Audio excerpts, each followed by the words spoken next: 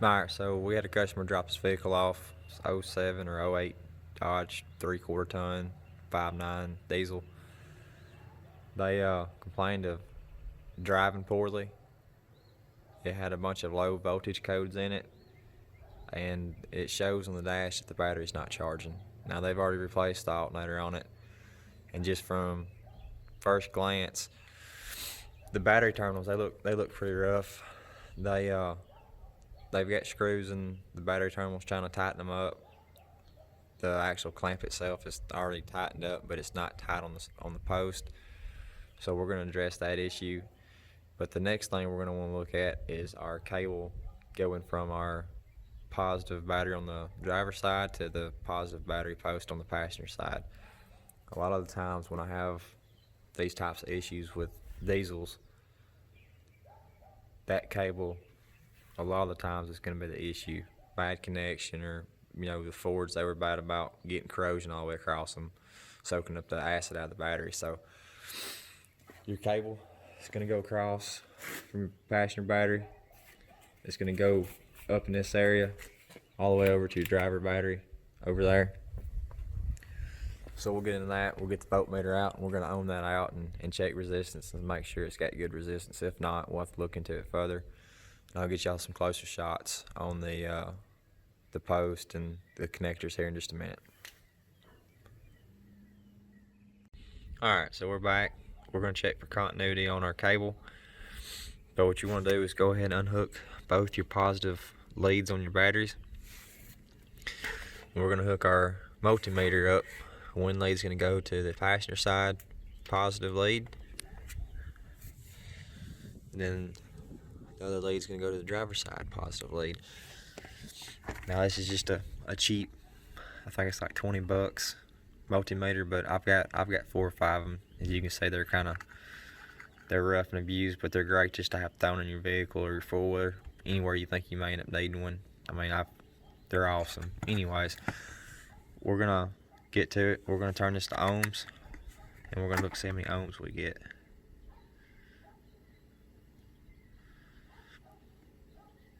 So 30.9 kilo ohms. So that's a pretty good bit. We're not too happy with that.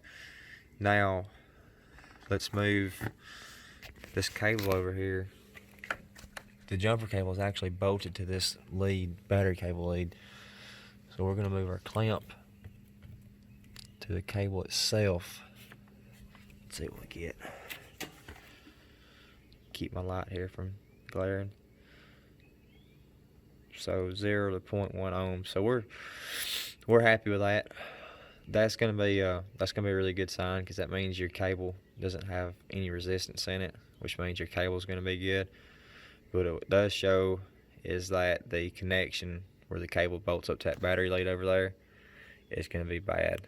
So what we're gonna do is take all this stuff apart, and we're gonna clean these leads. As you can see, they're pretty rough, and they're maxed all the way out. They're already tightened all the way, but they're not tightening up on the battery post. So what we're going to do is take these things apart, clean them real good, and we're going to cut a relief slot right here, so that way when they tighten this bolt up, it grips that battery post better. So you can cut these off and replace them, but these are the factory molded ones. Everything's crimped and made into them, so I don't want to get rid of them if I don't have to.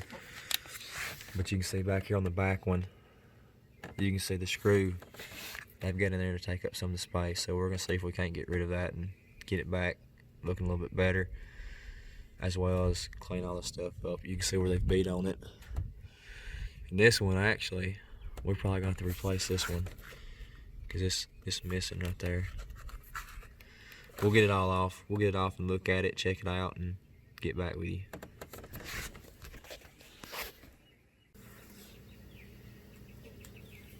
Alright, so we've got our end taken apart.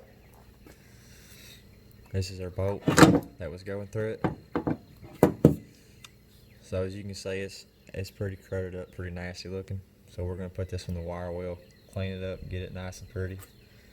And then we're going to clean our battery post. And to do that, we're going to use one of these little fancy terminal cleaners. It's got wire on the inside right there. You just stick it down on that post, give her a good spin or two.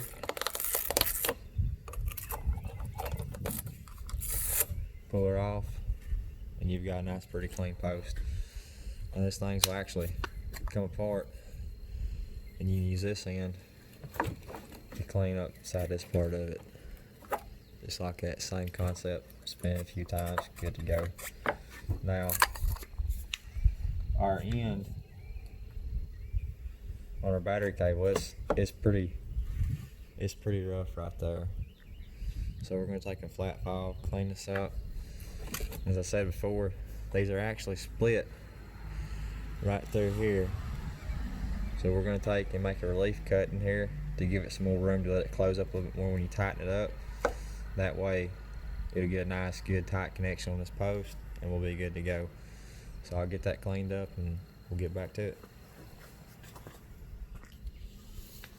Alright, so get everything cleaned up. We've got our bolt nice and cleaned up. We've cleaned our connectors right here, along with our battery terminal. I don't know if we can get a good picture of that or not. Stick it back in there out of the way for the moment. Then we've also got our battery post cleaned up. Now to clean all this up, like I said, we've got our battery post terminal cleaner we've been using. And I've also got just a little cheap stainless steel brush. Just take this brush out here. And just clean all your connections really well. And now we are ready to go back together. So to do this, we'll set our terminal up here. Forgot to mention, we've also got our release slot cut. That way this connection's gonna be able to close tighter to get a nice tight fit on this battery post.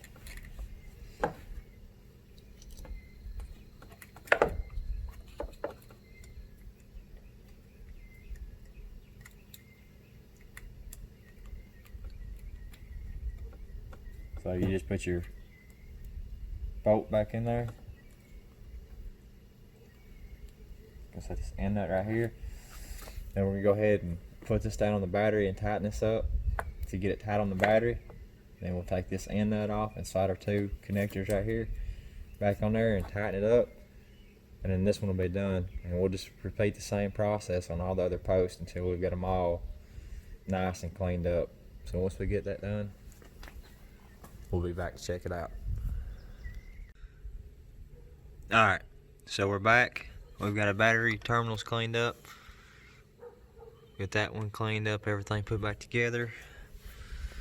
We've got that one back there cleaned up. Everything put back together.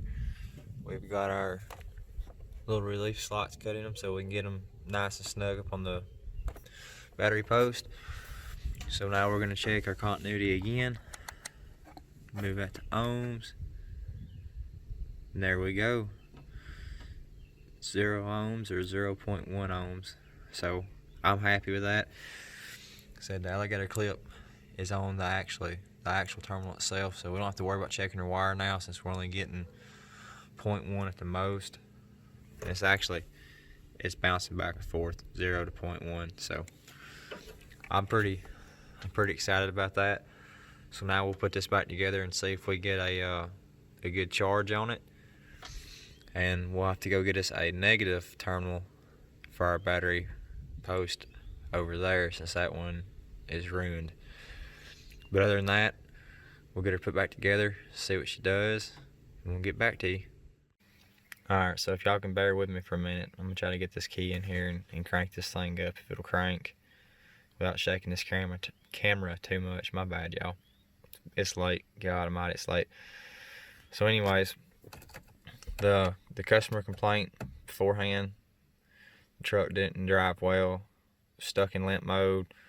It had a ton of low voltage codes is what he told me. So, and whenever I finally did get to crank, we had to put 2 sets of jumper cables on it to get it started up.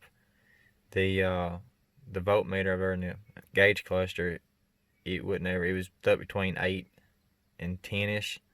It stayed right above 8. So hopefully this has got it fixed up, and I guess we'll find out. So that's awesome. It cranked up, didn't have to charge the batteries or anything. So that tells you right there it's bad connections. With it going from having to put jumper cables on it to it starting up on its own. Your volt gauge over there is showing right under 14, so that's another awesome sign. Beforehand, like I said, it would never make it to the first black mark, so that's a great sign. So I believe this is going to have this vehicle fixed. We'll test drive it in the morning and verify everything stays working like it should.